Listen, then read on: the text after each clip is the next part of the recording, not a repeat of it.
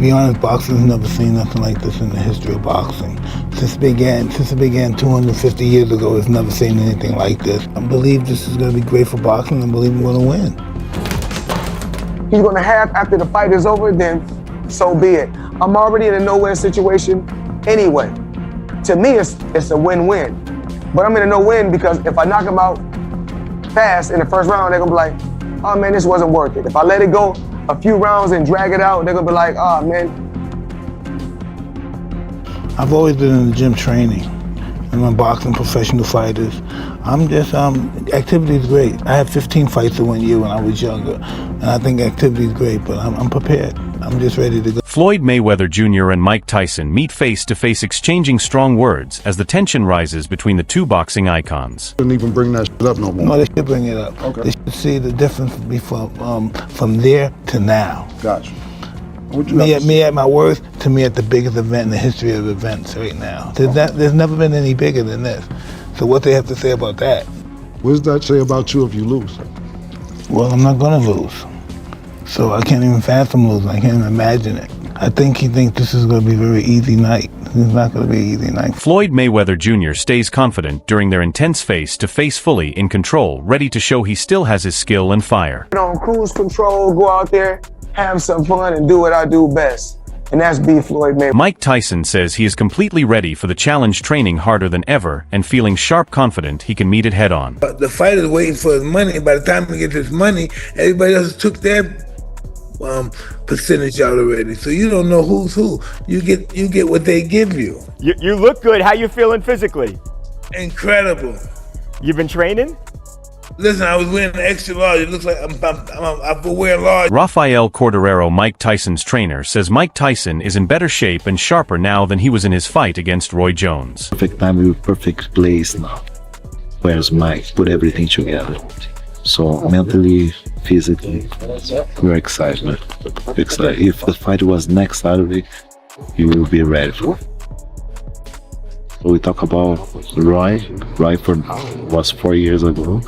Today, Mike is much better than he was when he fought. Mike Tyson is completely sharp in training, sparring at full power, pushing his limits, and preparing intensely for the upcoming fight.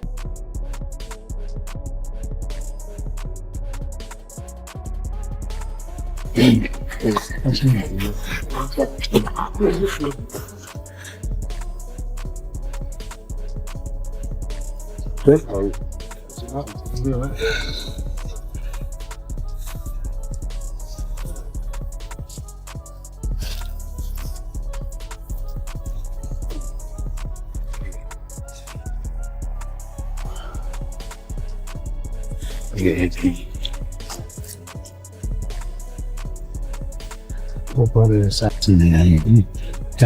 I'll be right. Good. Round one. Oh. Phew. Cut the ring. Exactly. Cut the ring. Exactly. Jeff Mayweather says Floyd Mayweather Jr. has always been at ease playing the villain, and a fight with Mike Tyson could test his legacy while still showing his confidence and skill. Why? It's easy, because Floyd always was the bad guy. Once again, he's gonna be the bad guy. And I think that if there's any way to try to remove his O, it may happen. Meanwhile, Tony Jeff recently said Floyd Mayweather Jr. is returning out of ego as he cannot stand being overshadowed, especially after Tyson versus Jake Paul. We've got to make as much money as we can while we can and then get out of the sport. But with these two, they're multi-millionaires. And I want to get into the tail of the tape and talk about exactly the records and all of that stuff with it. But first, I just want to say, I believe that these are doing this for different things. Mike Tyson is doing it purely for the money. Purely for the money. Floyd is doing it for the money as well, but also I believe Floyd's doing it for that limelight. They've seen the numbers that Mike Tyson, Jake Paul got, and I think this is the most viewed fight of all time. Mike Tyson, Jake Paul. I might be wrong in saying that, but I'm sure it was. It was hosted on Netflix. And Floyd's been one in the past with his ego that he wants to just, be in that limelight all the time. And when you're not in the limelight all the time, you want to have... Floyd Mayweather Jr. is training hard in camp, moving with impressive sharpness and agility, looking surprisingly young while showing the speed and precision that made him great.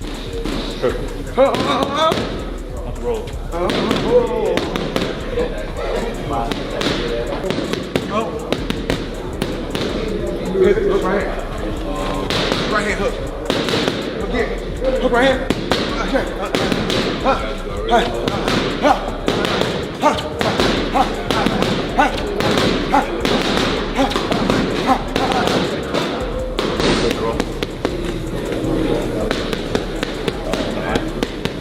Slide and drop. Punch it, wait till help it go. Drop, drop. Walk it, walk it, walk it. Pitch it. Pitch it. 6. Pitch it. Pitch it.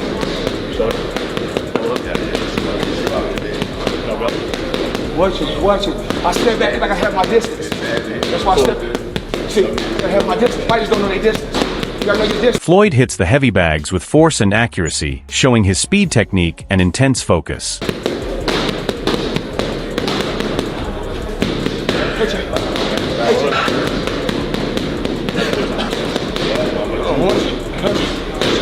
Again, touch them down. Pitch it. Pitch it. Pitch it. Pitch it. Pitch it. Pitch it.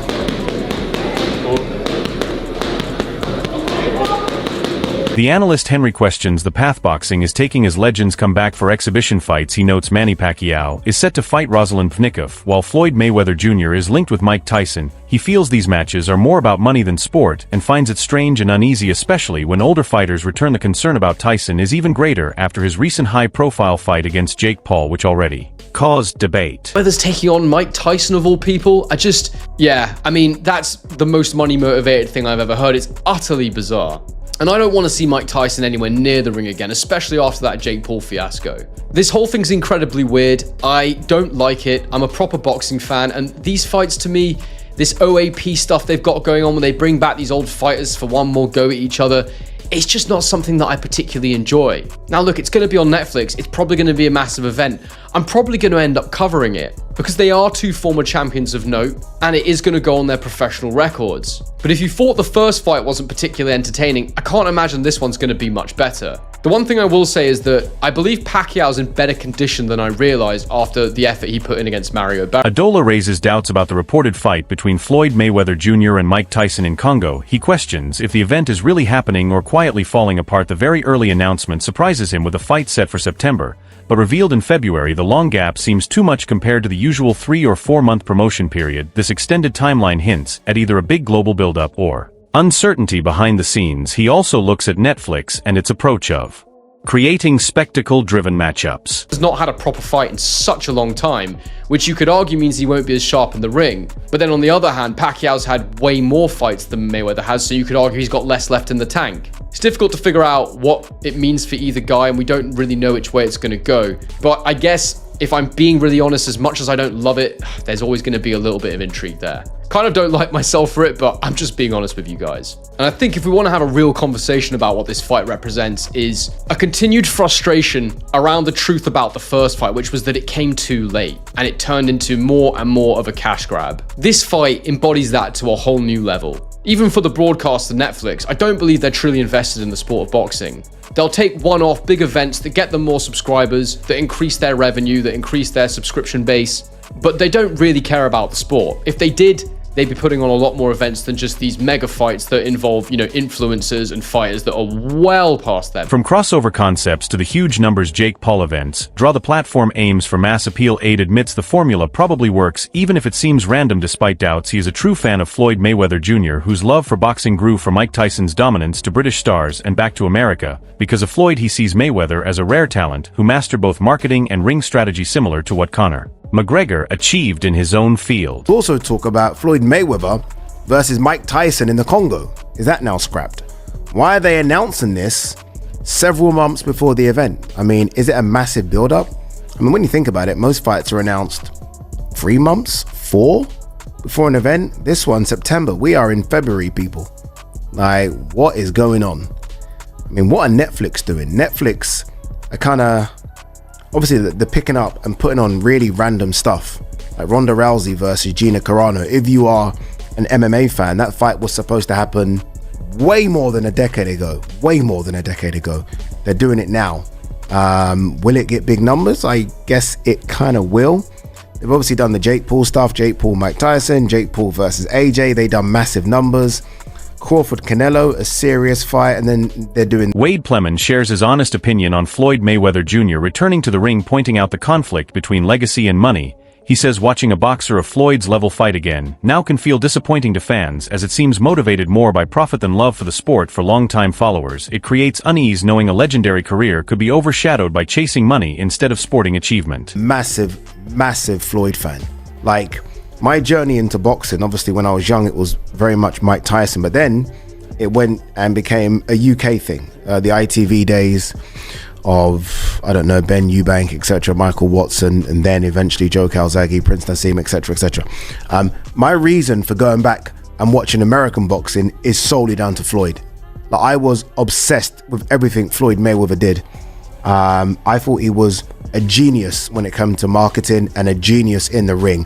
Like, it's very rare that the two go together, which is why I think everyone kind of fell in love with Conor McGregor, right? Because Conor McGregor was a genius outside the ring in terms of how to sell a fight, and in the octagon he actually proved that he can fight as well. Floyd obviously on a completely different level, but you know what I mean, very similar. Someone that talks the talk and walks the walk, and Floyd most certainly did it. Despite media talk about Floyd's finances, Plemons firmly denies any claims of money trouble, stressing the fighter is not struggling to pay debts. He says headlines about massive debt are misleading and exaggerated. Still, he admits the event is very profitable, and that money is a major reason it is happening. While some might see this as disappointing or purely commercial, Plemons sees it as a smart decision that mixes Floyd's competitive drive with real opportunities. To him, it is both a show for fans and proof of Mayweather's careful management of his career and brand. Mayweather had financial troubles because of the money he owed to the IRS, because of the terrible business and real estate investments that he's made, and apparently some of these have gone under, and he is owed back rent, or he is owing back rent, and he is delinquent on a lot of payments for a lot of different things right now. These things seem to have added up for Floyd, and now it's pretty apparent that not only is he doing these, bank robbery style exhibitions, but it looks like he absolutely needs to do it, which is very, very sad. Listen, I'm not the biggest fan of Floyd Mayweather as an individual outside of the ring, but I never want to see athletes have their money mismanaged or mismanage their own money so badly that they go broke in retirement, and it looks like that's kind of what's happening. And here's a snippet from Business Insider because it made me want to pay for the entire article. Ariel Helwani shared his view on the upcoming fight between two boxing legends, raising concerns that have sparked debate among fans. He feels the fight is mostly unnecessary, questioning the point of bringing fighters back late in their careers. For Helwani, the match seems more like a show than a real sporting contest, as both fighters are past their peak and no longer at their physical best. He worries the risks may outweigh any entertainment or financial gain, stressing that the health and safety of the fighters should come first. His comments highlight a bigger debate in boxing about former champions returning, especially when events seem driven more by publicity or money than sport. While fans may be excited to see familiar names in the ring, Helwani warns that age affects speed, reflexes, and stamina. He believes the fight may be unneeded and could harm rather than honor the legacy of both fighters. He strongly denies any kind of financial distress, but the headlines aren't slowing down. $54 million alleged dollars in debt. So it makes sense why they would want to do this, and it's strictly for money. Let's be honest. This is a clear money grab, but this is going to be a terrible fight. This is not going to be a fight that anyone outside of watching Mike Tyson walk to the ring and the idea that maybe he'll knock out the little guy in Floyd that Tyson for a long time didn't like. For a long time called Floyd a small little angry man or a small little scared man because he couldn't walk his kids to school by himself, mainly because Floyd had, he kind of disrespected Muhammad Ali, who was Mike Tyson's favorite fighter and one that he would never put himself above. But Mike's 60 years old. And if there was a time for Mike to get him and knock him out or whatever, it never would have happened because they were in completely different weight classes and X, Y, Z. If you wanted to settle it outside of boxing, that's one thing, but now they're stepping into this exhibition. There's not going to be any weight classes. Johnny Nelson recently shared his thoughts on the upcoming meeting between Mike Tyson and Floyd Mayweather Jr., pointing out details many fans might miss. He noted that despite his age, Mayweather still shows impressive speed, power, and accuracy, moving with a sharpness that surprises even experts in training. He looks youthful in technique, hitting the bags with intensity and focus that comes from years of discipline. Nelson also highlighted the human side of boxing, saying that decisions to return are influenced by more than pride or competition, money, family, and the need to stay relevant in the sport all matter. While some fans worry about legacy, Nelson reminds us these fighters are still highly skilled athletes, able to perform at the top level, combining experience, natural talent, and careful preparation. These economic times, there's economic challenges. These corporations and companies, they're looking to make profit. And if they put out a pay-per-view, and a lot of people, another thing is the fighters. I'm blaming the fighters too, because there's a lot of guys, they're not bigger than the fighters of yesteryear. That's why you can have a Floyd Mayweather and a Mike Tyson, whose brands are so big. This is going to be a big fight. It's going to be, just because it's a freak show, circus fight, whatever you want to say. Some people are going to be mad at it. I don't want to see it, blah, blah, blah. But the curiosity is always going to get the best of the masses, especially if they put this on Netflix or Amazon or whoever, right? And that's the reality. A lot of these new fighters, Gen Z fighters, people under 30, they're not marketing them. That wraps up today's video. Stay tuned for more. Until next time.